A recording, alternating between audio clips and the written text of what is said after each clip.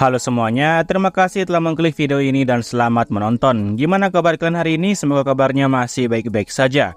Diberikan kesehatan, dilancarkan rezekinya, dan dimudahkan segala urusan-urusannya.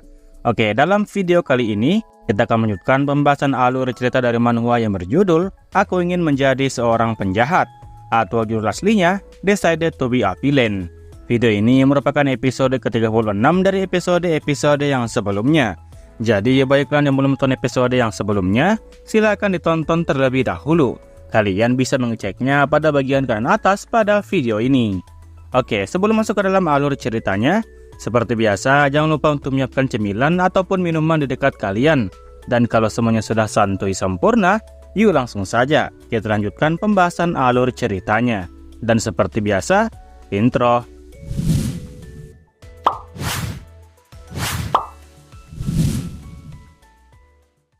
Nah, setelah melihat bocah yang mengenakan masker hitam itu, Bluration pun juga baru menyadari tentang ciri-ciri yang diberikan waktu itu oleh Darkness. Di sini dia terkejut saat melihat Kim Sun yang sedang berusaha keras untuk mendorong tubuhnya Sir Jin yang dikenal sangat kuat di antara mereka. Tetapannya Kim Sun bahkan sangat serius dalam menghadapi Sir Jin yang ada di hadapannya.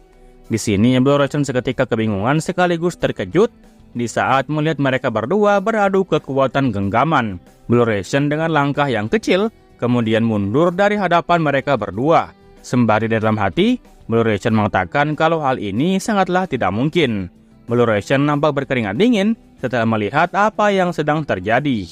Nah, karena Bluration juga belum bertindak, Wildcat pun kemudian berteriak kepadanya dan bertanya perihal apa yang dia lakukan di sana. Bluration harus cepatnya menangkap bocah itu sebelum bocah tersebut berhasil mengalahkan Sir Jin dan kabur dari tempat ini. Tetapi karena Bluration tidak bergerak sedikit pun dan malah nampak panik, Wildcat di dalam hati pun tidak menyangka akan melihat sisi Bluration yang ketakutan seperti itu. Ya, Bluration yang dikenal sebagai pahlawan wanita yang beringas itu malahan tidak berkutik di situasi saat ini. Nah, karena Bluration juga tidak mampu membantunya, maka Wildcat pun mau tidak mau harus melakukan semua hal ini sendirian. Dia kemudian melotot dengan tajam dan hendak melakukan sesuatu. Namun sebelum Wildcat melakukan hal tersebut, Purson dengan cepat langsung meninggalkan Wildcat dan seketika melesat sembari memukul Sir Jin yang sudah tidak mempunyai kekuatan untuk bertahan lagi. Dan karena serangan telak dari Purson barusan, Purson pun berhasil menumbangkan Sir Jin hanya dalam sekali pukulan saja. Hal itu tentu membuat Wildcat yang melihatnya menjadi cukup terkejut. Kim Sun pun bahkan tidak menyangka kalau Purson rupanya mampu mengalahkan Sir Jin dengan mudah. Dan Sir Jin di hadapan Kim Sun dan Purson hanya bisa terjatuh dan tumbang di tanah. Di sini Purson kemudian kembali berteriak memberitahu Kim Sun kalau bukankah Kim Sun masih ingat dengan janji yang telah dia buat sebelumnya, yaitu Kim Sun harus cepatnya pergi dari tempat ini.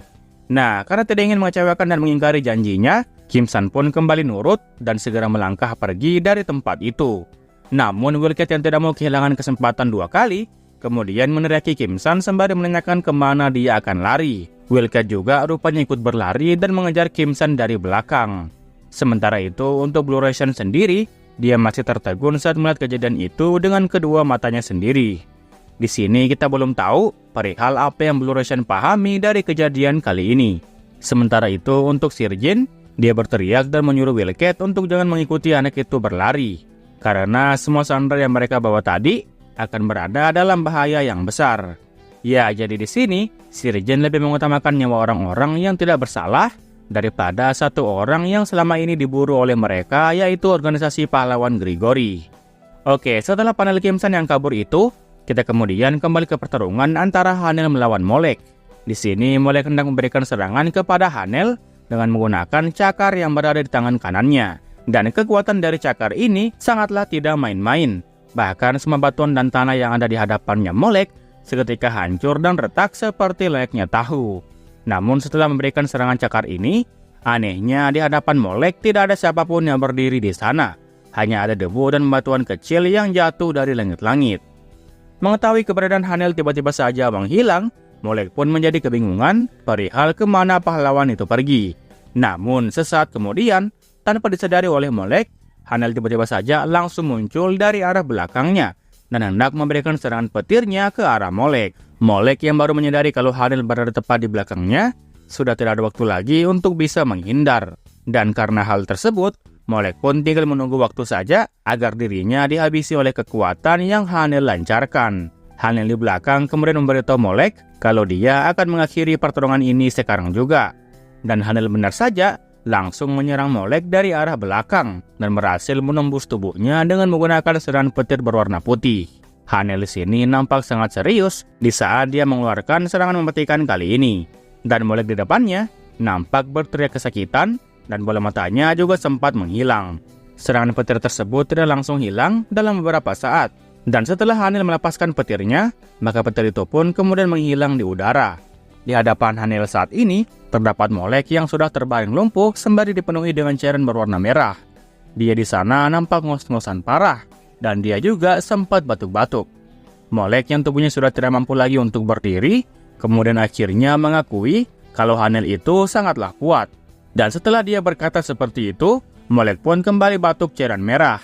Di sini Hanel yang memenangkan pertarungan, kemudian memberitahu Molek bahwa jantung yang dia punya sudah Hanel hancurkan sepenuhnya. Jadi tidak peduli seberapa mahirnya Molek dalam mengatur kehidupannya, Molek lambat laun akan segera kehabisan nafas juga. Maka dari itu, Hanel pun berniat untuk mendengarkan kata-kata terakhir yang ingin Molek tinggalkan kepada siapapun itu.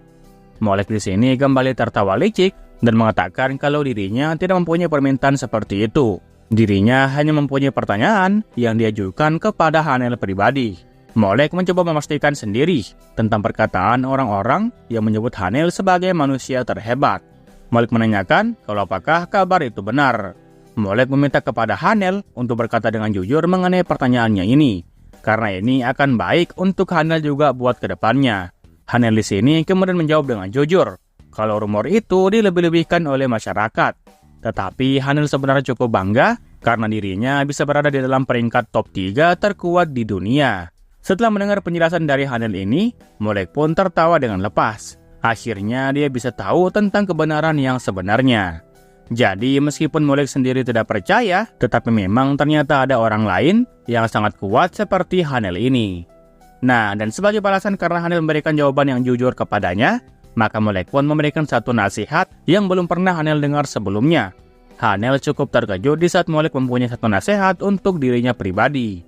Ya, Molek melanjutkan, jika Hanel benar-benar merupakan salah satu manusia yang terkuat, maka Hanel beserta dengan umat manusia yang lain akan binasa di dunia ini. Hanel yang tidak paham dengan perkataan Molek, kemudian menanyakan apa maksudnya. Molek melanjutkan, kalau kalian yaitu para manusia, pastinya tidak akan bisa menghentikan tindakan dari mereka.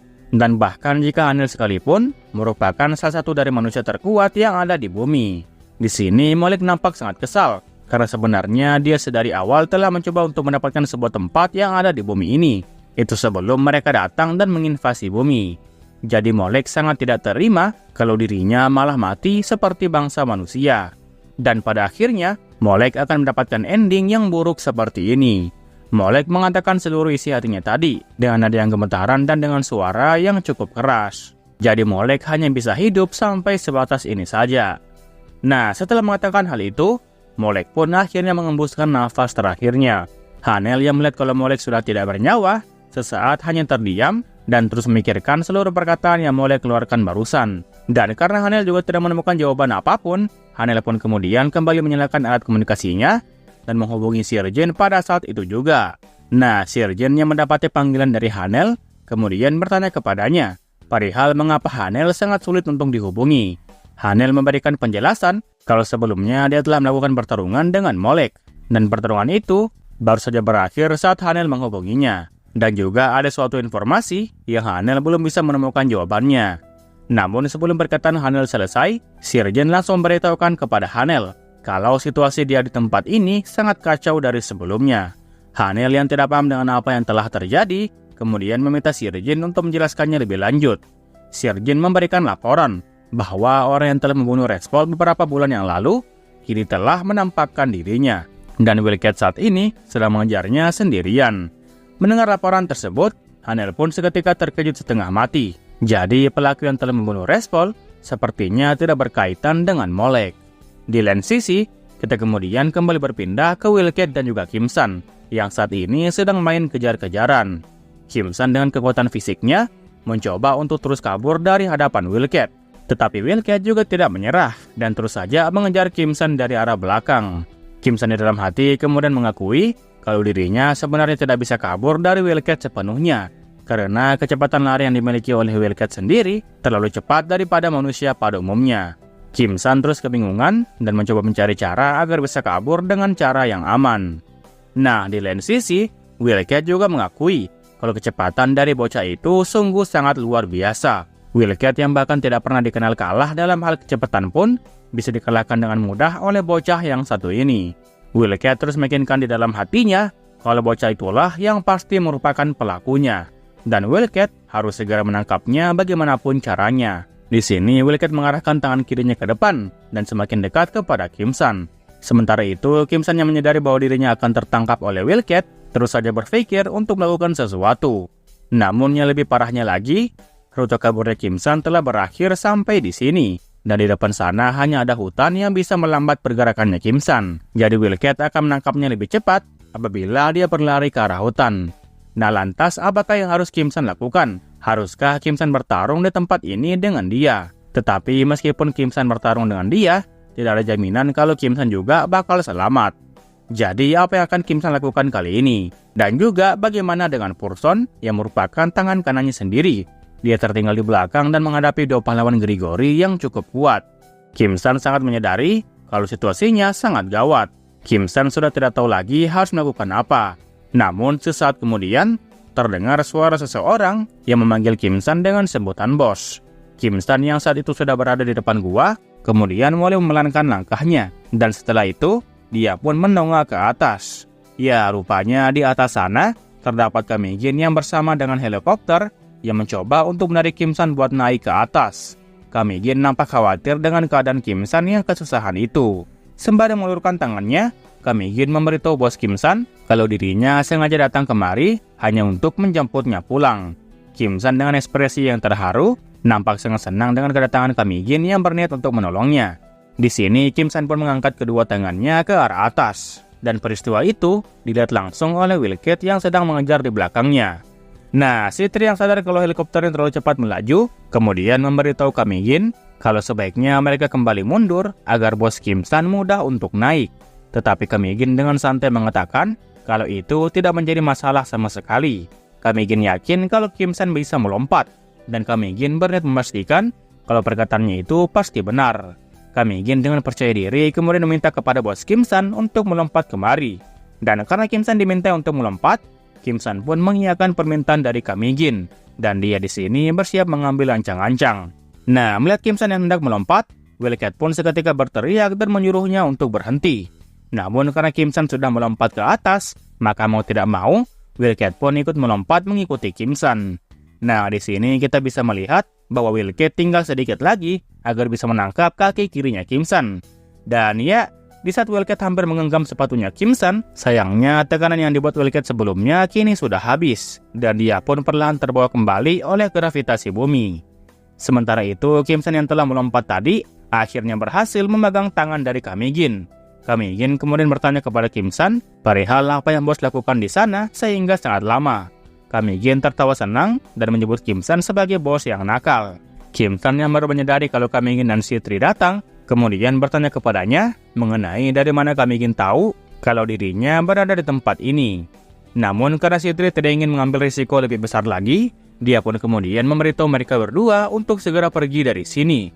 Nah, mendengar kalau Sitri sudah ingin pergi, Kim Sun pun meminta kepada Sitri untuk menunggu terlebih dahulu, karena soalnya Purson masih berada di dalam sana. Kami Jin kemudian membalas kalau Purson telah membantu mereka bertiga untuk bisa pergi. Maka dari itu, kesempatan yang dibuat oleh Purson ini pun digunakan dengan baik oleh mereka bertiga untuk segera pergi dari sini. Nah, di lain sisi, Wildcat yang sudah jatuh di udara hanya bisa memasang ekspresi yang kesal dan berteriak sialan. Wildcat terus mengatakan kalimat itu hingga dia benar-benar semakin menjauh dari helikopternya Sitri. Dan di kalimat terakhirnya, dia pun menyebut Kim Sun dengan sebutan dasar brengsek. Oke lah, mungkin sekian alur cerita manhwa kali ini. Jangan lupa untuk meninggalkan jejak di video ini berupa komentar dan juga like-nya. Oke, terakhir nama gua Rusdi, sampai jumpa di video berikutnya. Assalamualaikum.